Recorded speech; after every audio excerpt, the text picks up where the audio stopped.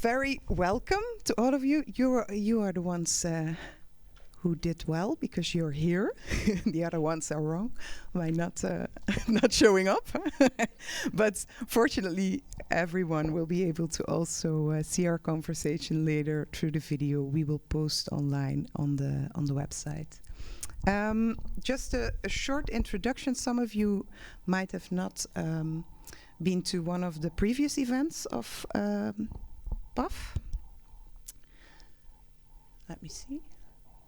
So PAF is a platform for architecture and feminism, platform for architecture and feminism, a project that is building a feminist architecture community where women and anyone who feels connected to the issue can share their experiences about the architectural practice, explore underlying structures and mechanism, and where we can dream about a more inclusive sector. The starting point of the project is the fact that in Belgium and beyond, also in Germany, and in a lot of different countries, the architectural practice still isn't gender balanced, as you will probably all know. Despite already decades of equal numbers of women and men graduating from architecture school. And if we filter the percentages of female architects by age, then we can clearly see this pattern that we call the leaky pipeline, this phenomenon that far more women than men leave architectural practice, leave design practice during their career. And next to gender, there's also a lack of diversity in the architecture sector. We have little statistics on this, unfortunately. I think also are there a lot of statistics on this in Germany, on lack of diversity in a broader sense? Yes, I think so, yes. Yeah, it's something there's not too much knowledge about, maybe. You also right, I think there should be more research on this. But of course, different marginalized groups we clearly also see missing from the sector, as we know from our own experiences. You probably also know in your work, in your studies, you see this. So PAF is a 1.5-year project where we organize live events and conversations, also online conversations, and a book club on feminism and architecture. And we plan to have the project conclude in a manifesto as a collage of experiences, insight, and knowledge, aiming to build a more inclusive sector. And we also have partners, like where we are today, Stadsforum. And we started with 3 events in March. Some of you, I know, were there and joined the conversation. And today is the 4th event, and we also have some more events planned. So I start already with some promo for these events. So please also join us in 2 weeks for a book club. In a few more weeks, we will travel to Rotterdam for a symposium on women in architecture. And then in July, we have another conversation planned. But first, tonight. So this is all a bit later now, but we will continue with a conversation with our guest. I will shortly introduce you to her. And after our conversation, we would like to invite you to continue the conversation on some topics we talked about in some smaller groups. Nothing scary there, just take a coffee or a tea and join each other in some smaller groups. And afterwards, we will end up here again and have a discussion between us again, and we can also include Karin in the conversation. And we hope to end up around 9:45, something like that. Let's see where the conversation will take us. All right. Oh, no, before I'm going to introduce you, I would like to know, even if we're just with a small group, who is here tonight? Who of you is trained as an architect? Oh, a lot of you. Some people trained as an urban planner, urban designer. Yes. What am I missing? Related interior architects? Oh, also, yeah, double studies. Who works in a design firm, design office? Oh, Not too many people present. One, yes. No, more. Architectural firm? Okay, sorry. Okay, let me rephrase. This is the English. This is the English is already, yeah. Okay, again, an architectural firm and the architectural design firm. Oh yeah, I was just thinking there should be more. Oh yeah. Government organization, maybe. Yeah. Cultural organization. Yes, more or less. Some other, last time we had some people with project managers. No, but I think students, quite some students. Oh, yeah, interns, stagiaire, I mean, yeah. Oh yeah, architect, stagiaire. Okay, I have to be specific. Self-employed.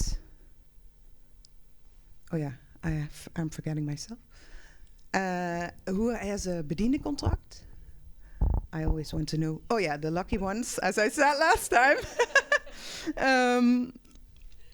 A leading firm? Yes. Yeah. Who has less than 5 years experience, work experience? Less than 10 years? So between 5 and 10. More than 10 years? More than 15 years? More than 20 years? More than 50 years. More than how many years? Okay, great. So we know a bit more about who's here. And then finally, it's time to introduce our guest of tonight. And I really have to take my text, so I'm not forgetting. We're very pleased to welcome you, Karin Hartmann.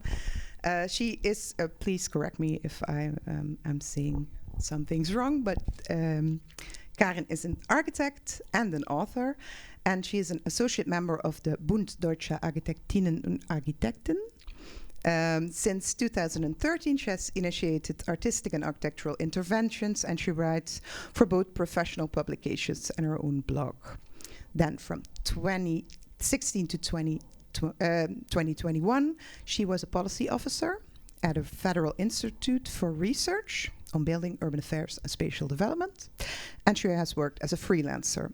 And Karin Hartmann is the first chairwoman, as you had just mentioned, also of the Career Network for Female Architects, Architektinneninitiative.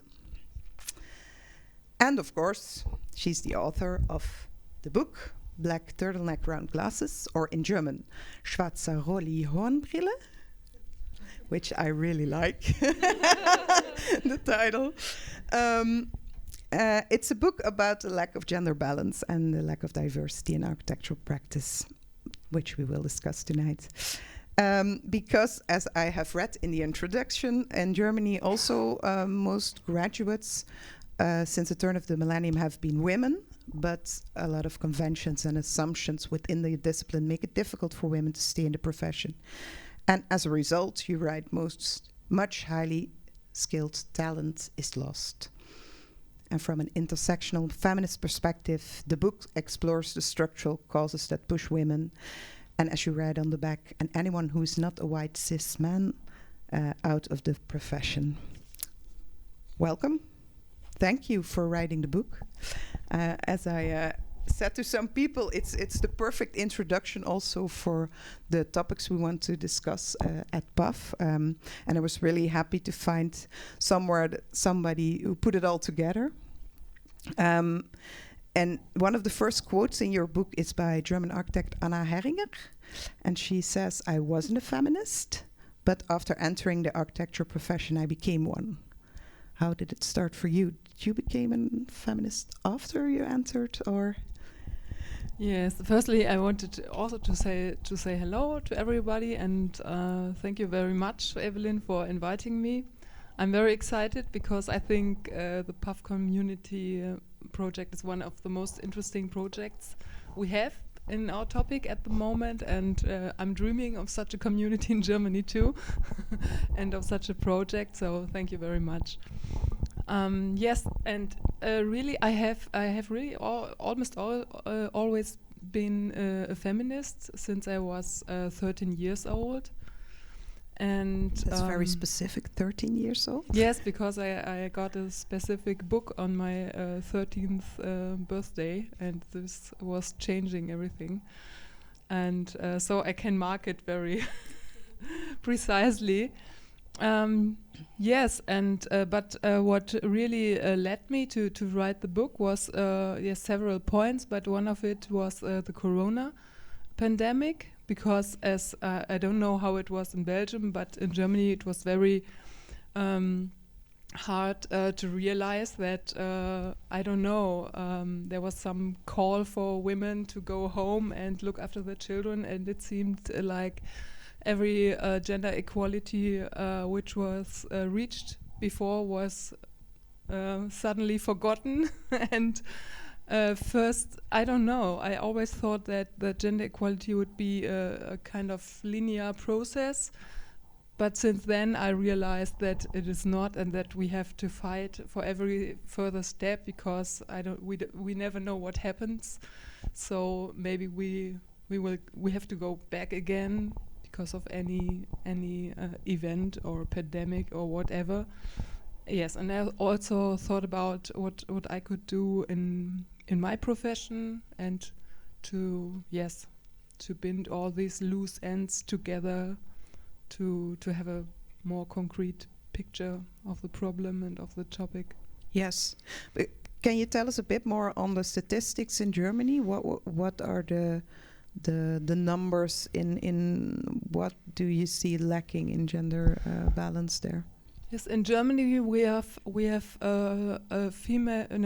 architecture graduates, and since 17 years they are more female graduates than men, and until now we are having 60% reached already, but only 35% are registered in the chambers.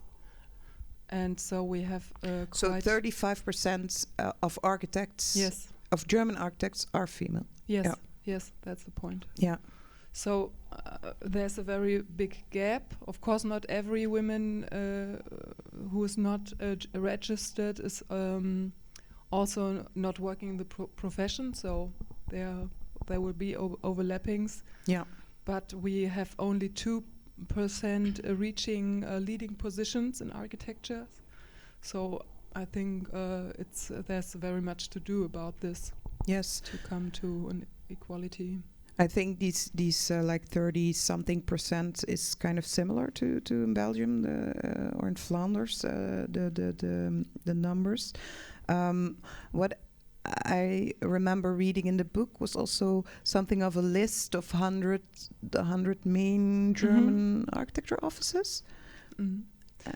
Yes, we have this ranking of Baunetz, which is they are ranking offices, and I analyzed the first 100, and it was I don't know, the concrete numbers are inside here, but I think only 4 of 100 were only female-led, and 64 were men, and the other ones, 64 30-something are so mixed. You have mixed partners. Yes. Yeah, that sounds.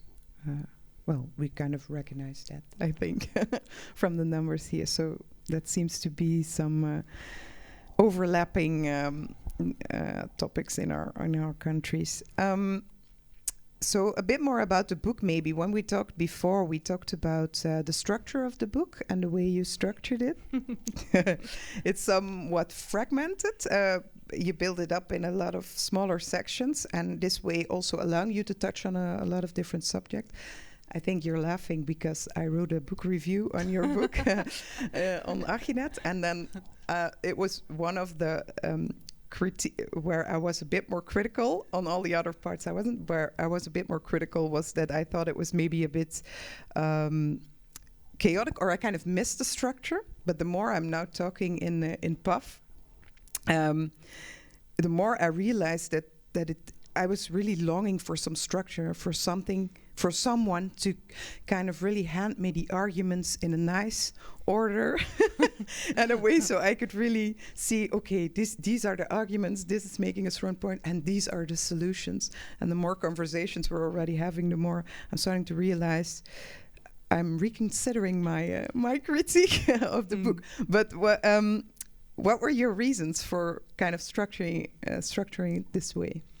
Yes, I think I just wanted to try to make some kind of holistic picture about the whole topic and not picking one detail or another detail, because I think that's what we're doing since quite a long time, that we are talking about details.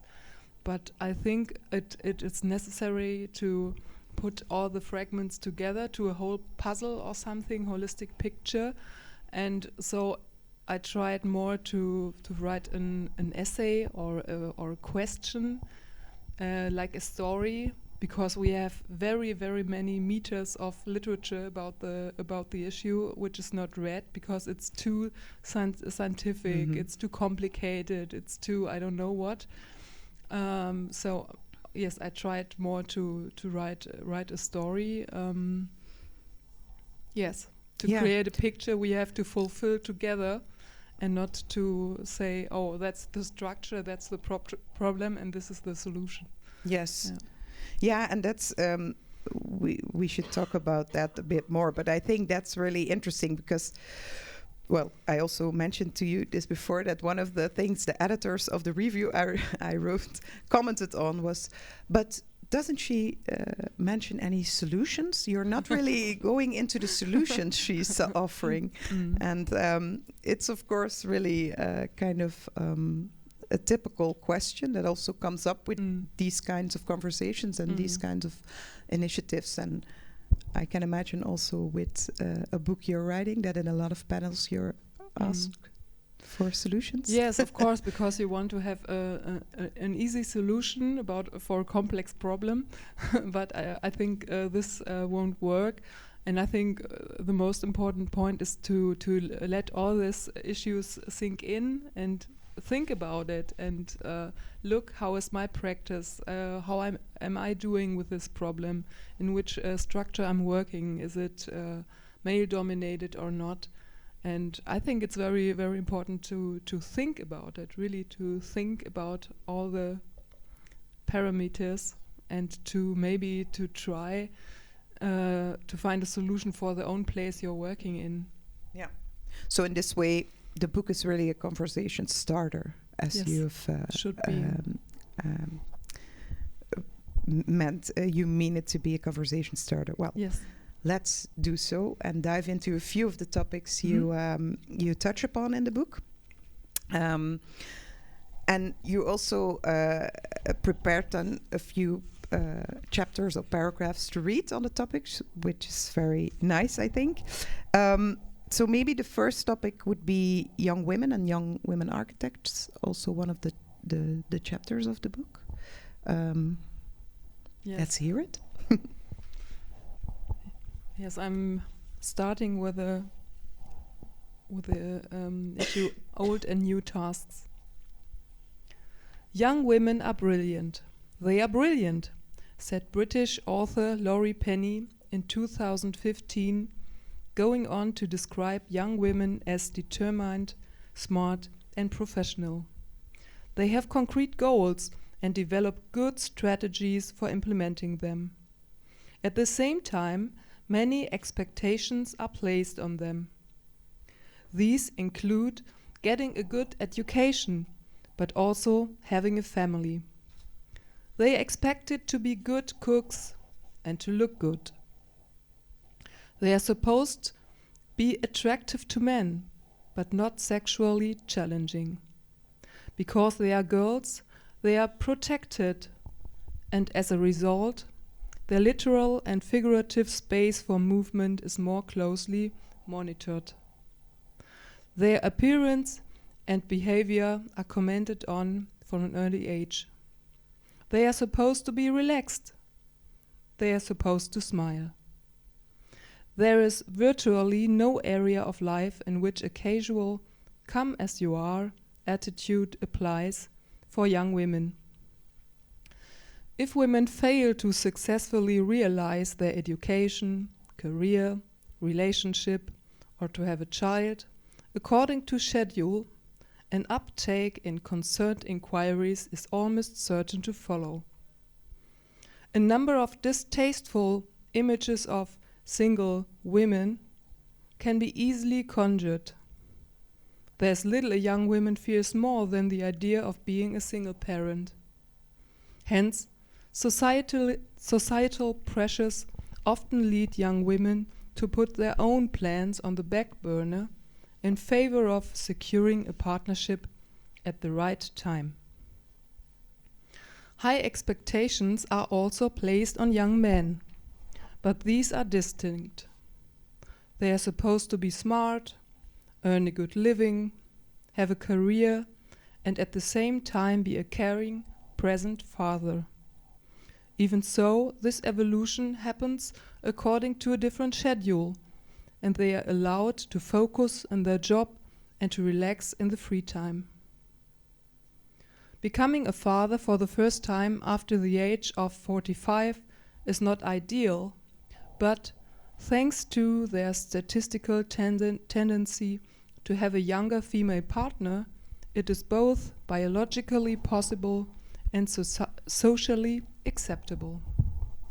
Fatherhood has a different social status than becoming a mother. This is manifest in the societal discrimination against women who are childless and have consciously chosen not to have children. Social approval for young men, for young women who, like it or not, decide to give up a well-paying job to take care of their family and to lend their partner support, is still considerable. With this sort of socialization in their back pocket, which can of course vary a good deal from one individual to the next, women architecture graduates who set foot in an architecture office must additionally encounter the professional culture narratives that have evolved over the course of architecture's history. Even just the image of the always available male architect who can devote himself entirely to his vocation, and the assumption that architecture can only be done full-time, may lead young women to anticipate that it would be difficult to reconcile family and career in the profession. Thank you. In the first biggest part, and this is also how you start the book with this chapter, more or less. Yes, more or less. Well, first an introduction on the statistics, and there's a big part that isn't even about architecture sector, of course, but really about this socialization, this societal narrative of how we still, as young women, are raised, and what we still get imposed upon us from society. Why did you decide to have it be this bigger part in a book about architectural practice? Yes, I some kind of try to weave together the societal discussion, also the societal feminist discussion, and our professional discussion about the issue, because I think it's very close connected, and if you put yourself in the place of a young woman who is entering the office, I think it's important to understand what kind of person you are and how are you raised and which kind of stereotypes are still working. And if we like it or not, I think we are some kind of influenced by this backgrounds we have. Even if we have parents which are very open-minded and everything, then you are still part of this society who is having an influence on you. Yes. And then you say, okay, and then with all of this socialization, you enter architectural practice, and there you find this professional culture that is so male driven, or male qualities are really valued there, or how what do you see as the main things that actually kind of don't match up there, that from this socialization as young women, what do they find in architectural practice that really doesn't meet up with this socialization? Yes, we have this calling in architecture or vocation, and I think this is going together with the assumption that you need very much time. It's not only a job; it's kind of life, and you do it 24/7. I think that this is the main picture you get in education very early in architecture education. And this is not going together very good with family planning, or even with having good and intense friendships, or I don't know, having some kind of engagement in societal issues that are going over the job. And so, if you have some kind of distinct plans, it's getting complicated, and you see it from very far. In advance, because I think it's very obvious, and these pictures are still influenced from the classic modernism. Yeah, that's also what your title yes, is referencing, of course. And yes, I think we are still sticking to these images, to schwarzer Rolli Hornbrille, and yes, I don't know if it's still the pictures we should connect with, because they are very old, and as we all know, Le Corbusier wasn't a Jesus. He was an ill man, but he was very good. He played his role very well, and and we are dealing with his image and not with Le Corbusier as a person. Yes, still this image of this male genius architect, that's kind of what we have to live up to, or sometimes still echoing in the profession. One thing I really liked about the book, but also when I first read it, even though I started this project, but still, when I read it, I thought, so you write, you specifically mention that what young women, and let's also not forget to mention a lot of other people from marginalized groups, what they bump into when they come into architectural practice. I think you somewhere you formulate it really well, but you say we cannot conclude anything else than what they bump into is structural discrimination. And then when I first read it, I think, whoa, that's kind of harsh to put it that way. But then, of course, well, reading on and considering what is actual discrimination, what is structural discrimination, more and more, it's kind of clear that that is what's happening, I think. But maybe you can say a bit more on that, on how you mentioned this in the book and why you put it this to very concrete terms. I don't know really what kind of passage you mean now. I'm sorry. I think also in this part, you somewhere, well, in my head, it's really, because I really thought, you really mentioned, I cannot conclude anything else than that's what we see, that there's structural discrimination. Okay. Keeping women and other people from really going on in the profession. You mean the distinction between individual problems and... maybe, yes, also, okay. Yeah, that it's not just all individual decisions, of course, that these women are making, but that we cannot conclude anything different if we look at the statistics, that it's a structural thing, and you also kind of label it as discrimination. Yes, I think here also this societal debate is interweaving with our professional discourse, because what are the first things you're listening to? You're listening to people saying, I don't know, well, the women should be stronger, they should take their place, we are all we have gender equality and there's no problem anymore, and I don't know, they should be more aggressive in the job or take the power or be powerful and everything like that. And I think it's not possible to be like this so easily, because the person you should be as a woman for the society is another person as you should be for architecture, where you put back all your feminist details of clothing and of being a woman.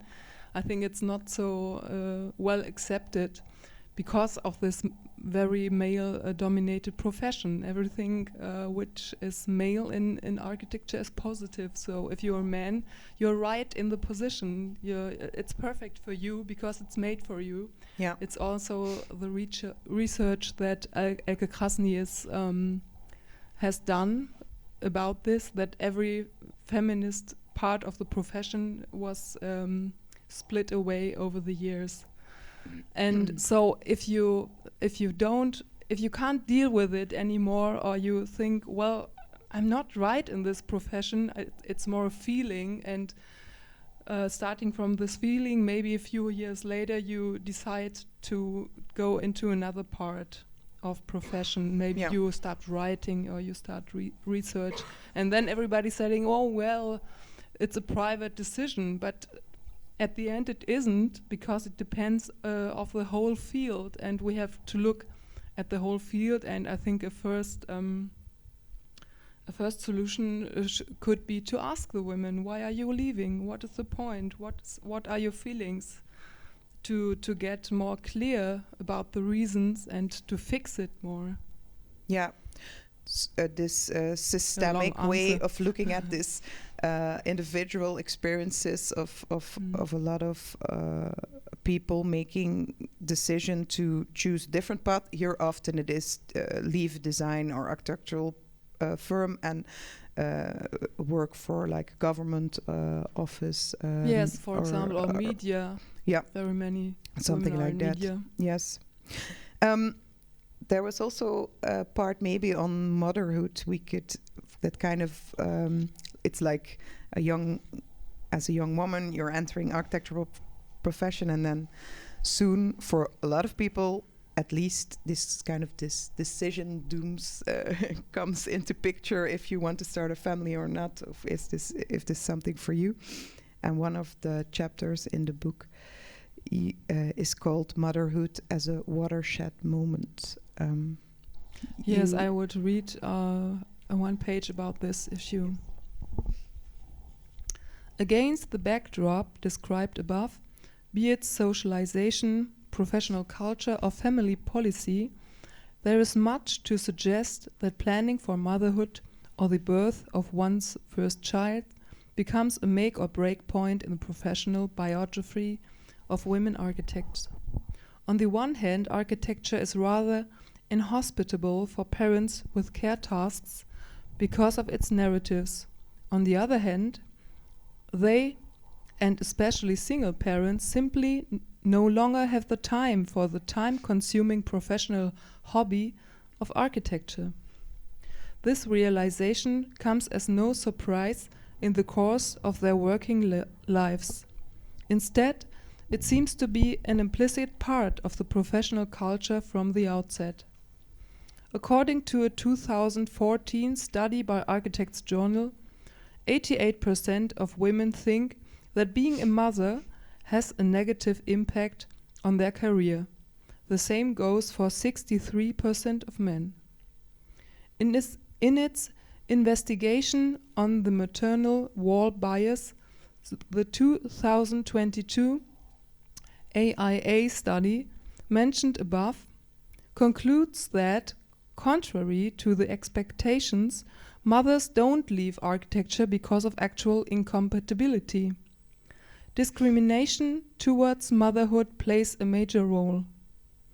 Participants in the study were presented with 2 identical CVs from women, one of which included details of her membership in a parent-teacher organization revealing, of course, that she was a mother. The study found very strong levels of bias. The mother was 79% less likely to be hired, half as likely to be promoted, offered an average of $11,000 less in starting salary, $11,000 because it was an American study, and held to higher performance and punctuality standards. This is, I have to declare it a little bit because in America it's not usual to put in the how do you call it, Bewerbung? CV, yeah.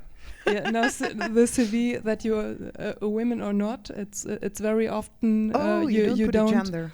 You don't put a gender, or you don't have to put that you're a mother. So this the revealing point was the parents-teacher organization. Yeah, and then the research showed if they could make up from some of the things that it in fact was a mother, that they were 79% less likely to be hired. Yes. 79. Yes, 79. It's unbelievable. Okay.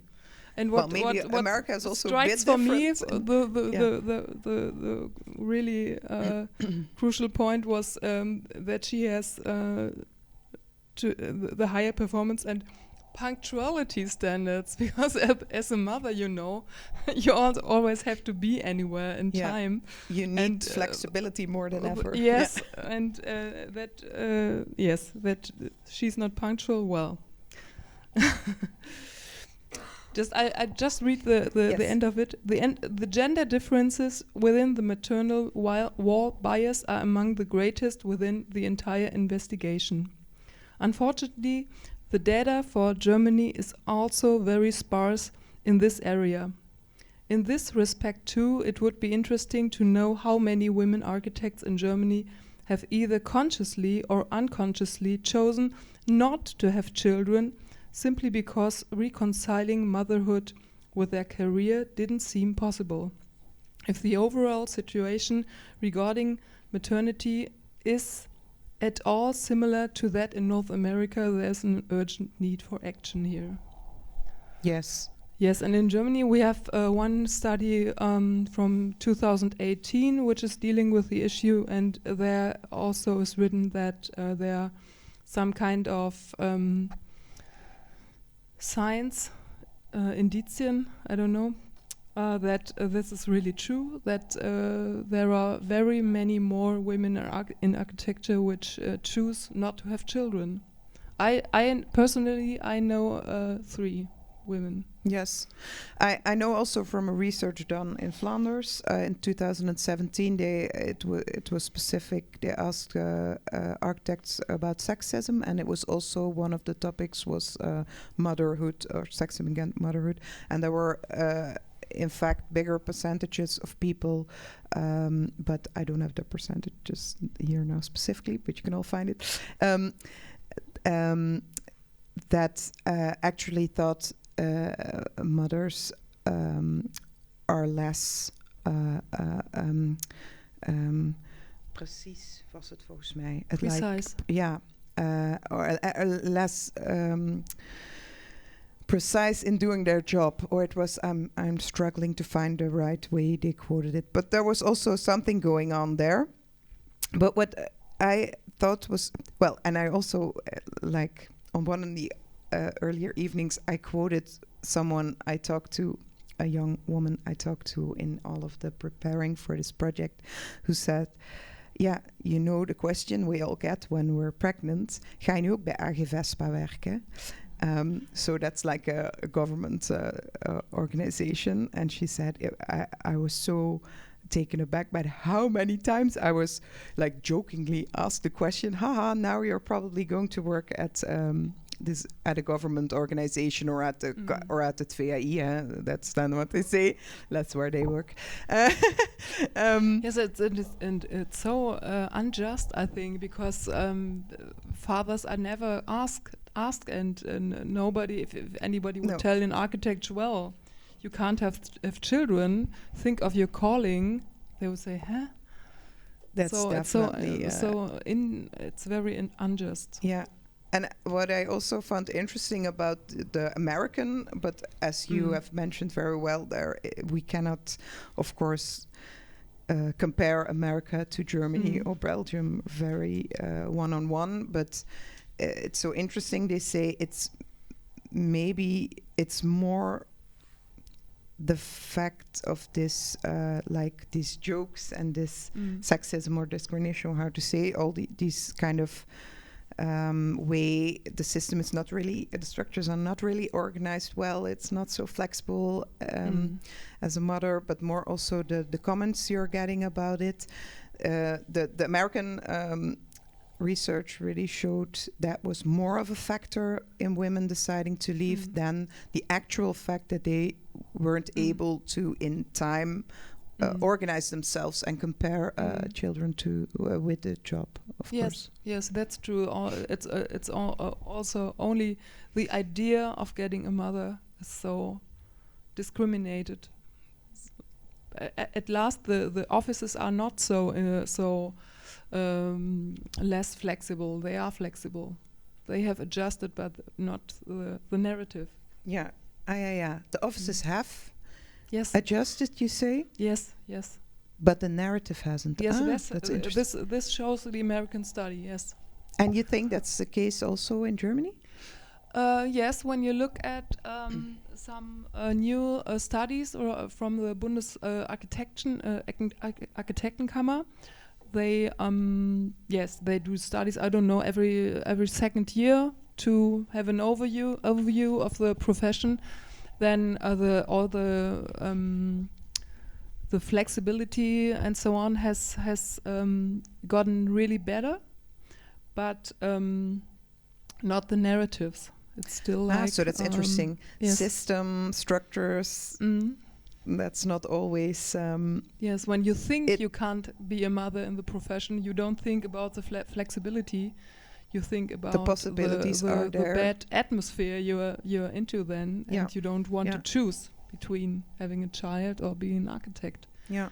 And what is important, I don't know how it's in Belgium, but architecture is a calling, but motherhood is also a calling.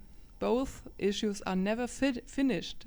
Yeah. As you maybe know, as a mother, I know it. Yeah. And so you're dealing with two callings, and that's very complicated. Yes. And that's not the point for men, because but maybe fatherhood isn't. One of the problems, as I understood, fatherhood isn't a calling. No, but if I understood you right, before, one of the problems is maybe this narrative of architecture being a calling, and also what I think we also discuss often. This also translates in a lot of architecture firms not really being managed as proper businesses, but more like the creative side is really well developed, and the directors really know their way around that. But then the business side is often, there are a lot of small firms here in Belgium. The business side is often neglected, and that also, of course, really counts on to not creating a nice working environment that's well structured, that has good that provides a good framework to work in, especially if you're in the situation of being a young mother or young parent and needing flexibility and needing stability. Yes. Yeah. Well, motherhood leads us into the next topic very easily, care. That was something that we couldn't miss discussing tonight. You told me, you say every conversation we end up talking about this topic. Yes, because anyway, care is so interwoven in so many aspects and in so many scales. Yes. Yes, I can read a bit. Yes, please.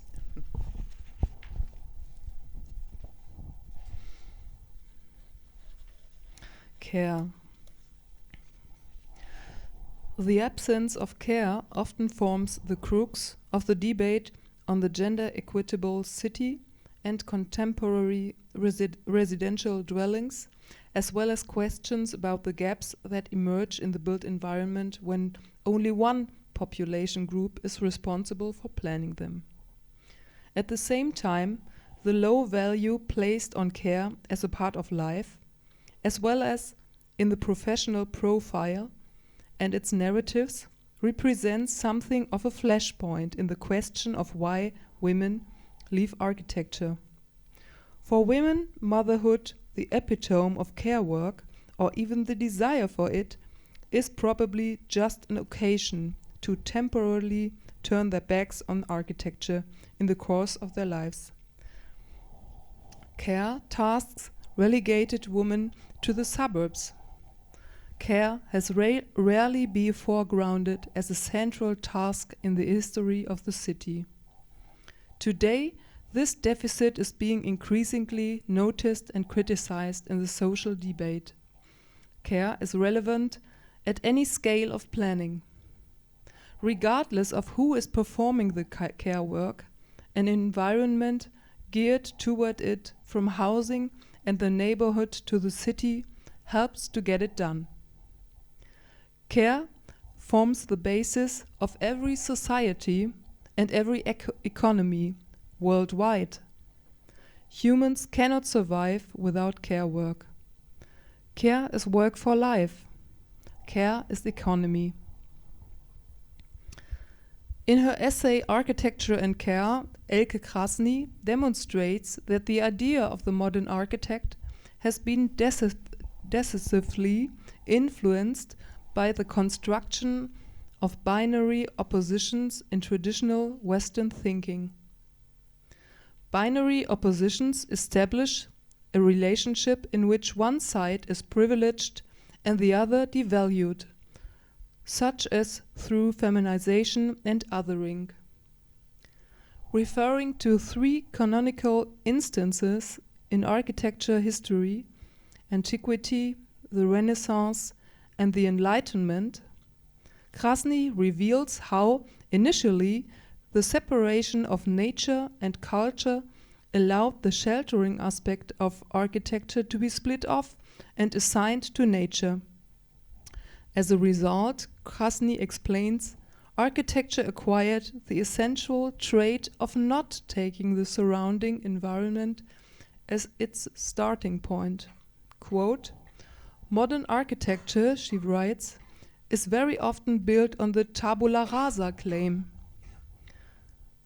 a deeply colonial mechanism that annihilates nature and everyone and everything that existed on end with the land before." She goes on to say that feminist theory across disciplines has long pointed out that this separation is not right and makes people incapable of responding in a caring and consistent manner to today's trauma of climate change. In light of this crisis, Krasny describes how urgent it is to dissolve this binary opposition. Quote, "Care is needed for survival of an exhausted planet with its rate of catastrophes indicating that it is about to reach its breaking point. The need for architecture as care is more urgent and more obvious than ever." Yes. It's so nice how this one topic in this short section you read really touches upon the professional culture, the care in professional culture, care in the content of what we do in architecture, taking care of the environment all the way to climate crisis and the need to really kind of embrace this notion of care again in the architecture practice. I also thought about a nice essay Lara Schrijver, professor here at university, wrote, where she kind of held a plea for architecture and design subjects to be more seen as fields of nurturing, kind of bring the concept of nurturing and connections back into our practice. And I really like this idea of connecting, nurturing, maybe even in the book club before, we on another book we talked about like working from the mind and working from the heart, and we even talked about love as a concept and what does love and connection and nurturing, what part does it have in our profession and in the way we work together. Good question. Nurturing is a part of caring, isn't it?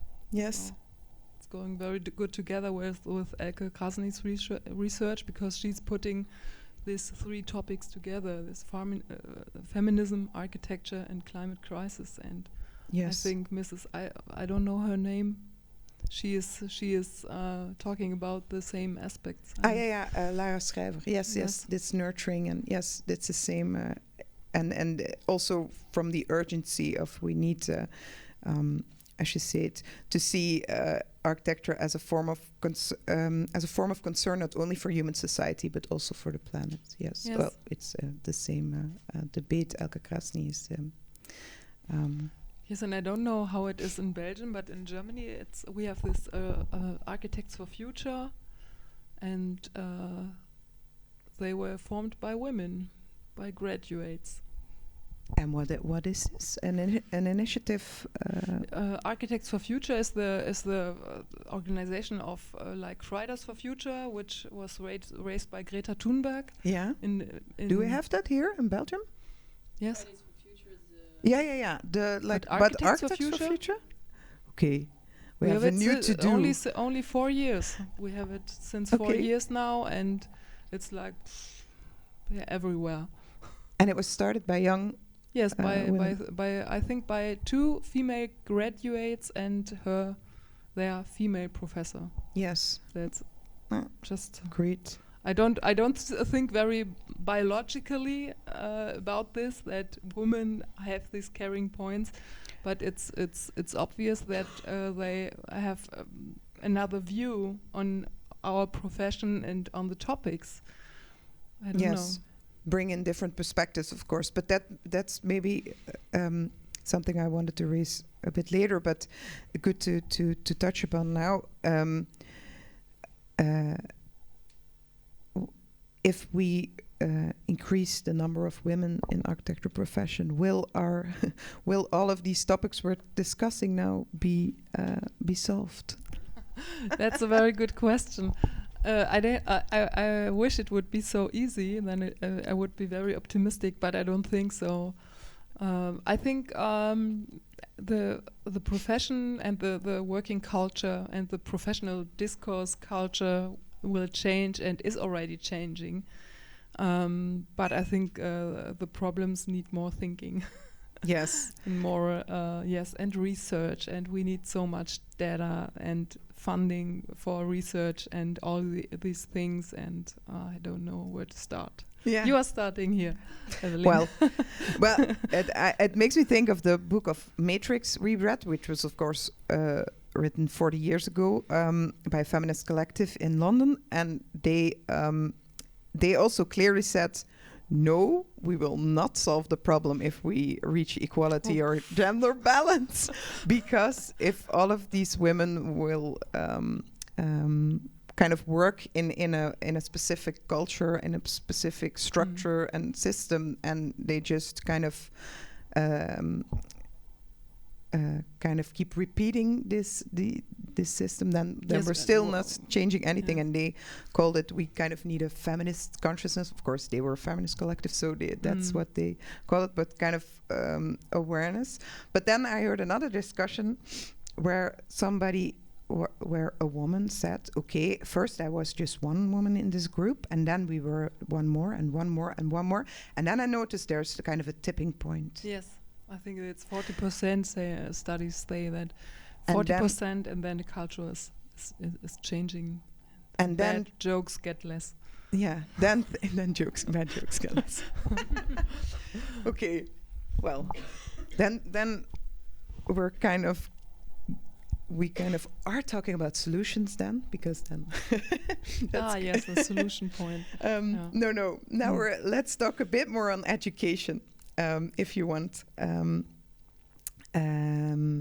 This learning through imitation. Yes. The last part you're reading, which I really liked, and because if we're we can talk about a lot of things that we think are not going well, but it would also be nice to have some optimist things, and I think that's something nice. I thought in your section about education. Yes, but we probably start with the things that are not going well. Yes, this issue is learning through imitation. Architecture departments essentially define themselves by way of their chairs of design. The chair serves as a poster child for the department and provides an indication for the practicing school. A Swiss study analyzes how, in design departments, knowledge is not communicated through theory, which students can acquire from textbooks, but through the practical knowledge of experience. Experiences are passed on first hand by way of tabletop criticism or defense, how we say it in Germany. As the Swiss study points out, the transfer of knowledge is more likely than usual to be linked with persons of influence. The designing of working space, learning methods, and techniques, supplemented by personal criticism, take place through imitation. Quote, "The academic teaches professors of architecture as well as national and international stars on the architecture scene are the physical role models for students." End quote. Knowledge embodied in this way can thus hardly be separated from the person or from their gender. Quote, "For young men, the depicted mimetic learning as a kind of master-pupil learning relationship is much easier, more obvious, and more self-evident than for young women." End quote. The foundation for forms of patrilineal expansion is laid out in this teaching practice. Yes, that's one core point about teaching. I think is important to acknowledge, to understand how this education is also forming us as architects. And I don't know, as I thought about it while writing the book, I got very conscious about many blind spots I had in education, which seemed to be very clear and normal for me. But as thinking about it, I thought, well, that was personal critique, for example, and not critique on criteria that can be some kind of statistic. It's very, very personal, and I think education shouldn't be so personal, and we can't say, oh, but it's architecture, so it has to be personal. I think there's a very big unconscious problem going on in education. Yeah, it's very specific. It was also something I realized even more after reading, as you put it, learning through imitation, that this way we organized the design studios in architecture education, it's really linked to this person that you see, or the few person you see leading the studio, and where you have these conversations about your design. Matrix also called this 40 years ago already, the hidden curriculum on how to behave as an architect. that also you talk about these initiation rituals, you call it. Also this like working culture that we learn very early on in education. Working in architecture is working long hours, is working through the night. This is just what we do, and it's also kind of made really like charming also in a way. I don't know. You kind of want to belong to this yes, group I think if you're studying and yes, I think it's also some kind of magic, because you have this calling myth, and then you have the rituals to become a member of this group, and I think it's very powerful to want to join. And then, I don't know, starting the 3rd year in architecture, you have your dress code and your behavior the code. dress code, And you're part of it. Yeah. And what's the deal with the female professors? Is there any balance in Germany? I think it's quite similar. I think we have 28 female share of female professors right now, and it's getting more, especially visiting professors, for example. Oh yeah. Yes, but there's still much to do, and it sounds better than in Belgium, I think. It's the percentages are far less, aren't there? In architecture. Yes, in architecture, but I think the numbers are not, the statistics are not divided into designing and I don't know, different topic, history and theory or theory. any other parts of education. And I think the design studios are leading. Yes. So now on to because I promised something optimistic. You said the greatest opportunity for change, you think, lies in education. Yes, I think so, because as we having this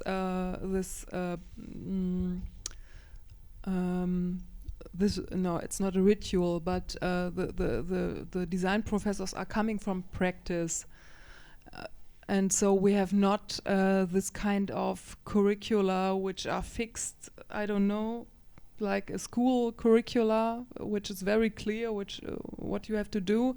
It's you have there's very much possibility to have spontaneous influences or to take up interesting topics in your education, and this could be also gender planning or other feministic topics, or I don't know, reading more women or doing more research on women, and all these things we need to build up a new canon, and to also to work on the forgotten female architecture heritage, definitely. For example, which in history is still very much the point. When you read 10 books, 2 of them are Le Corbusier and the other 8 are men. Yes. Except for Jane Jacobs, Death and Blythe of American Cities, but that's it.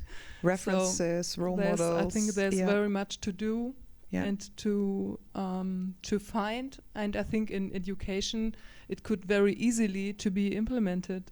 Yeah, because of this way education is structured, it can also be implemented a lot quicker than another. Yes, I think this is a great chance. Yes, great. Thank you. Well, we've touched upon 3 topics now. The young women in architecture, care or lack of care, and education. And I would like to invite all of you to join us to split up into 3 smaller groups and choose one of these topics that interest you most, and to discuss a bit in the smaller group about your own experiences, maybe with this topic, or about some questions you have, some frustrations, some ideas. And then after like 20 minutes, we'll gather around here again. I'll switch to Dutch for a bit. Want zijn er Engels sprekenden? Nee, iedereen is Nederlands. Hè? So I'll just explain quickly how we'll do the groups. Want de groep waar Karin will join the group on young women in architecture. So if you want to join the group with Karin, you have to speak in English. But that would be interesting. So also have a conversation. De andere groepen kunnen in het Nederlands praten, natuurlijk. We hebben daar bij de zetels de opstelling gemaakt. De thema's staan daarop. Dus kies wat je interesseert. Neem nog een koffietje of een theetje mee. Er liggen ook kaartjes. Als je wil, kunnen we eerst een paar minuten een aantal dingen op de kaartjes invullen. So first, everyone can think for themselves about some of their own experience or questions they have with this topic and write something on the cards we have in the groups. And then afterwards we can share among each other some ideas. And then we can end up here, and I would love to hear some questions or some ideas or main insights that you got from the conversation, and we can continue the conversation here afterwards. Please, just sit for a few minutes. I'm very interested to hear the group that couldn't stop, that was talking about education. What were some of your main insights or questions? Oh, Caroline has a microphone. Yeah, we'll just sit here. Yeah, but you also said a lot of good things.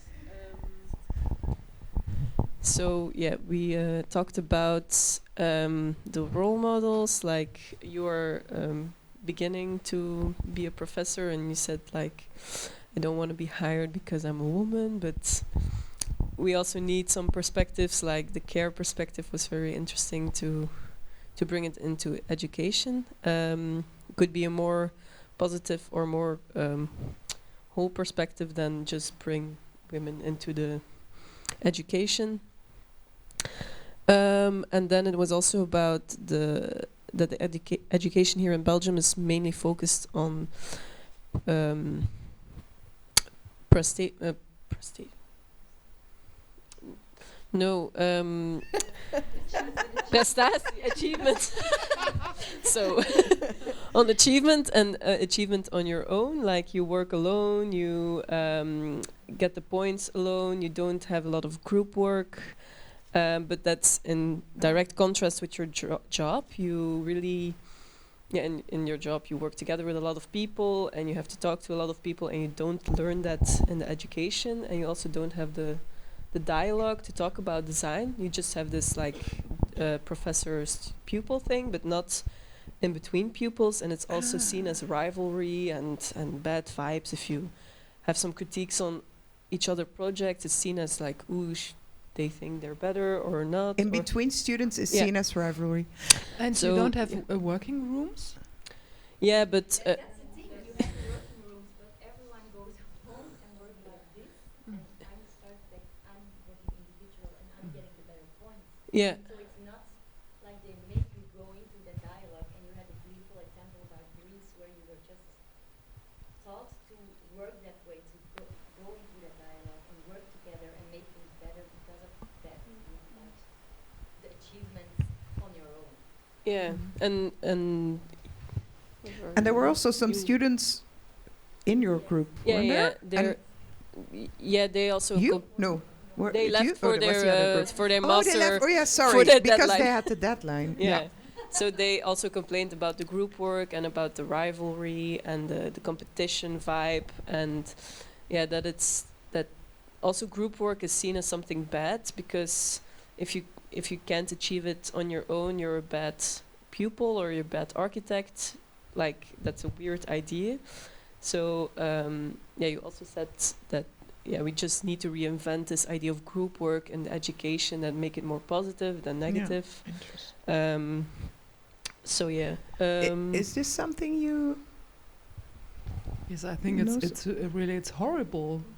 Really, it's horrible. You want to comment on that? It's horrible. I don't know. 30 years ago, okay, but nowadays, So in maybe. Germany, there is a lot of group work. I don't know. We all have to go and study in Germany. It's better. I don't know. I think the situation in Germany is very different from place to place. It Yeah. really Oh, depends. Yes. And I think if you have working rooms, really fixed working rooms is Where you come is- every is day, very yeah, good then it's different. beginning of. Yeah. The example for example, I had cis-man as a teacher at school, and once he tried to open dialogue, putting us together because we were all waiting individual for our presentation and then talk with him on our design, and he placed the 5 of us around the table to discuss about our project, but he was not talking, so he let us do the talking, and at the end he said like, fine, I don't have to say anything because we talked about it and it's all becoming better because you talked about it. But afterwards, one of the 5 students was like, I'm not here to teach from my other students. I don't want them to put on appreciation or no appreciation on my work. I want it from you because you are the teacher and it's all about my individual and you don't have to talk about my design because you're just a student. And that's a very awkward situation, I think, then. Yes. Yeah, I think that's mirroring This narrative master of master pupil Yeah. situation. Still. Yes. If you don't want to share your knowledge, you can't do What it to on do your then? own. You will have context, you will have users, you have contractors. It's everything. It's a group work And you have afterwards. motherhood, and that was what we said at the beginning. That pointing out to make the number of women working at university to make them increase. Okay, that's a point to work on. But I think more the fact that you put on a bigger perspective by talking about care, put it in a bigger way, and give solutions by making the bigger point.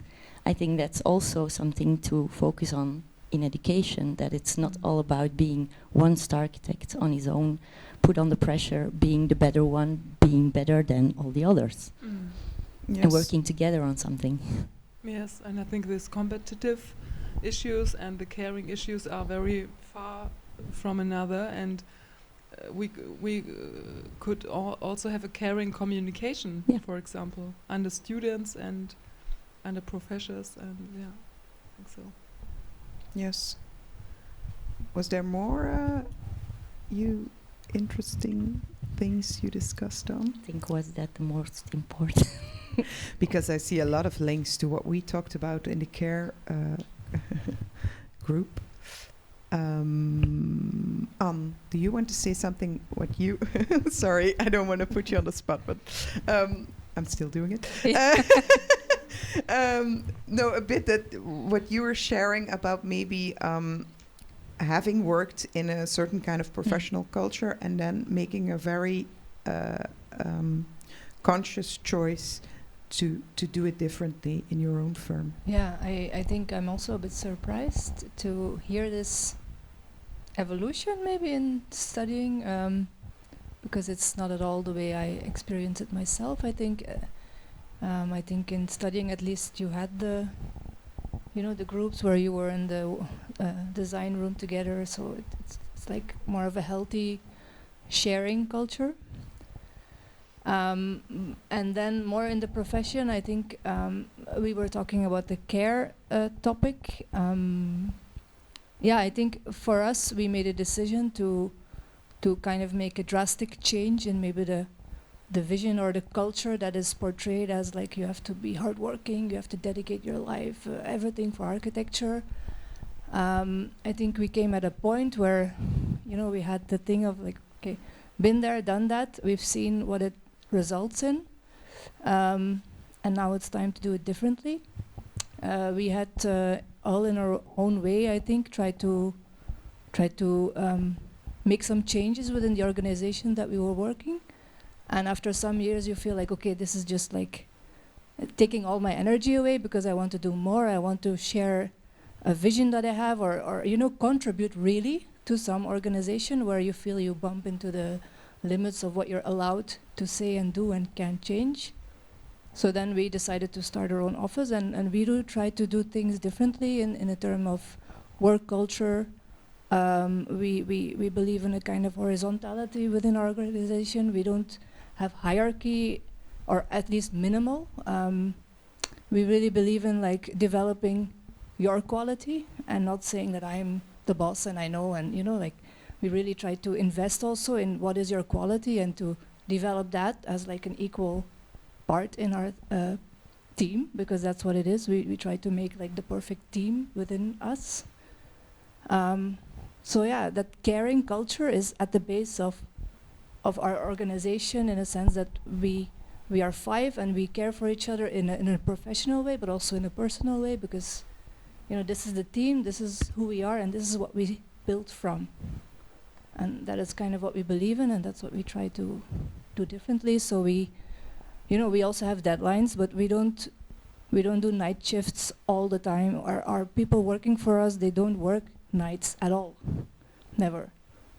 You know, like we try And to no really make a weekends. hard break. I heard you say no weekends No, also. no. That's a real norm break, I think. Hopefully there are a lot of firms doing that, but I... Sounds like a nice place to work. Yeah, I might sound like a dream. Maybe I'm like, but it's really like the starting point from why we started it, and you know, like I really believe in this kind of what you said, the mimicking. Like you have to do it different yourself first before like it starts to be like contagious and work for you and. And you haven't told us yet, but it's an all-women firm. Yeah, so we have an architects firm now of 5 people. We started with 3 and we are all women. And yeah, we are making our way. Yeah. Very good. Yeah. So, and what I thought was interesting, it's an example of how it's very difficult to change a culture from within. And if you experience a culture, a professional culture that you're working in, and then choosing to start something new, and then that way really knowing what you want and don't want, and implementing a really different culture. Yeah.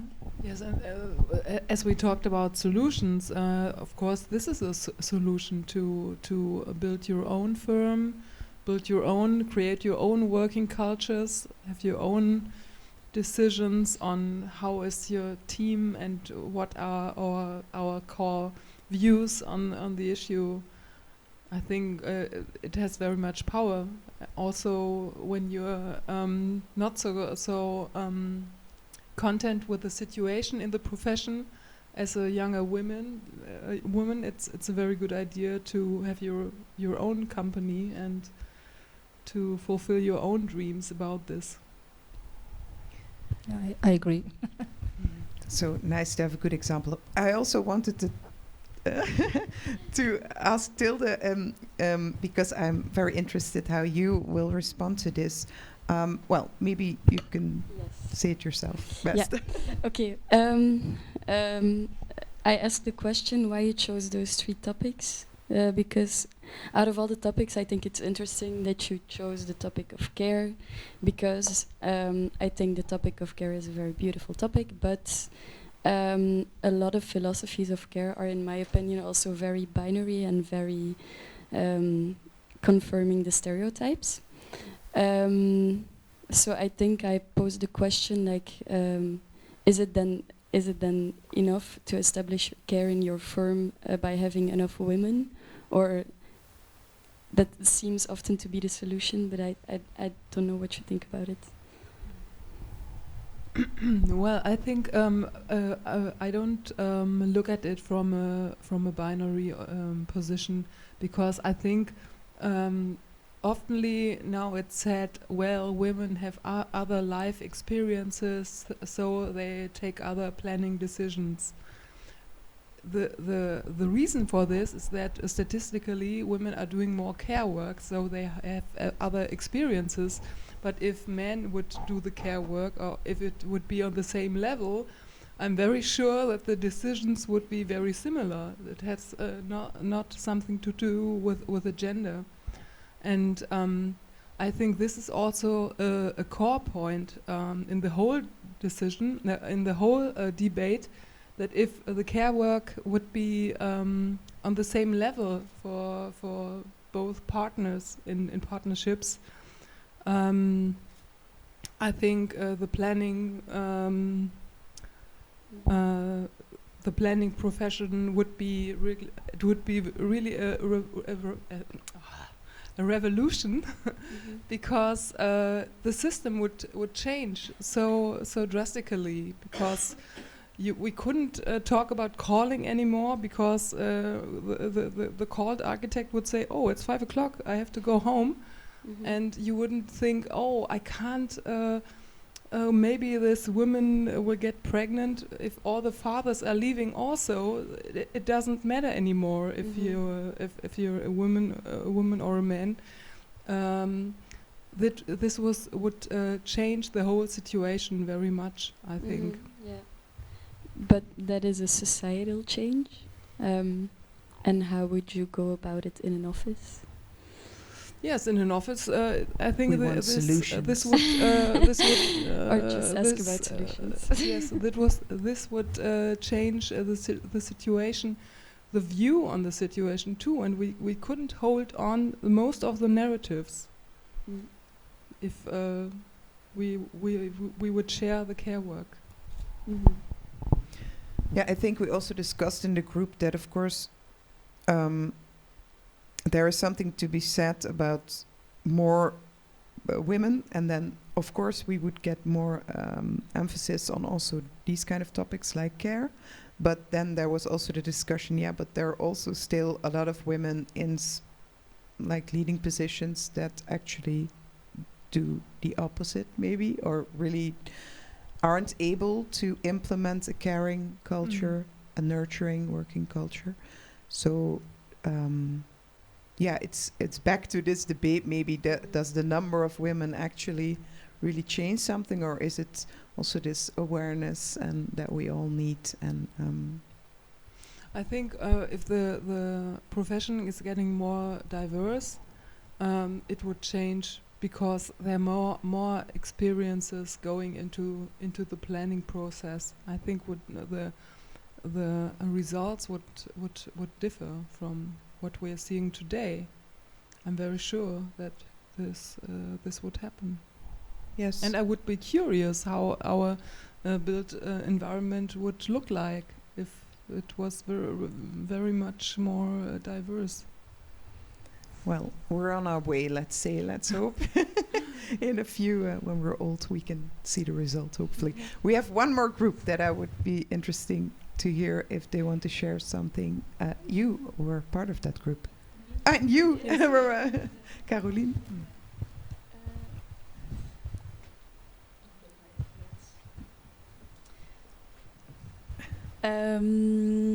Yeah, we discussed or we started with our personal experiences on the topic of young women in architecture, and it went all the way. But A lot of personal experience. a lot of personal experiences, but good and bad. So maybe that's nice and not so nice. So it mostly, or we had an experience of someone that said the prejudgments that I had before starting this job were worse than they were actually on site or in the job. So I didn't encounter that much prejudice by contractors, or but then simultaneously on top of that, it was not their own experience that was bad, but it was the habits or the comments of the mentors or the people, the bosses, that was actually the way that altered or changed or worsened the experience. She said that it was someone didn't allow them to go on site because she was a woman, while the same intern male counterpart was allowed to go on site because the boss was scared, and correct me if I'm wrong, scared that the contractor would say something, or it was not the way to go, which led us a bit to the discussion of who is leading the offices. the difference between female-led and male-led offices, which I'm very happy to hear your example. And what we actually need in the office, while maybe it's more in this male lead, and then it leads a bit to the education part as well. In the male-led offices, we see a lot of competitiveness and a lot of, maybe more closed off, or we saw, let's say, closed off leadership, with the side note that leadership is not only a part of gender, but we all know that architects are not really taught to lead. But in female-led or female-backed up offices, because that's also something that I wanted to add. It's not only who's on top, but it's also who is around you. If you have a lot of female colleagues that can back you up or can make space for yourself, that it really can help to overcome some parts. I think maybe Karin, if you want to add some things, you were also in the discussion. Maybe there were some things that stood out for you. Yes, there was also one student in the group, and she talked about her experiences, and she also told us that they are different. Oftenly, she's differently watched at or taught as her male student colleagues. Mm-hmm. Mm-hmm. Yeah. Yes. So the young female really goes everywhere. Yeah. Thanks. I really also like this idea of maybe not totally focusing on male-led, female-led, because that way it will take a long time before we arrive at a place where we call the sector balance. But this, how did you say it? Where you are backed up by So where there's really and this is supportive net, I think, and it's also a way of describing a culture. I think so. Yeah, indeed. Yeah. So in these places you find a more support, inviting, supportive culture. Yeah, great. Thank you all so much for these very interesting insights and conversations. I think it's high time we end our conversation here, and if you want, you're very welcome to have a drink. But I want to maybe give the last word to you, if you want. Do you have some main takeaway for us? Or maybe there were a lot of young people also, and because we always want solutions and advice, do you maybe have some advice for us to take home? I don't feel like having really advice. I think that's not my position. But I enjoyed it very much to talk to you all and listen to your experiences too. I think from a very different positions, and this is also always interesting. And yes, that's what we talked about before. The book is some kind of question. I don't have the answer. And we have to think about these things, and I think by working together and exchanging, very much is happening, and maybe in the next situation we have a different view on what is happening, and I think this is where change is happening too, and I'm very optimistic. And yes, as I told you, I really enjoy your project, and yes, I hope it's going well. I hope so too. Thank you so much for coming. Can you please a few slides ahead or back to the slide with the next events, because you all need to come and I always have to make the promotion. Thank you so much. Yes, now the promotion block.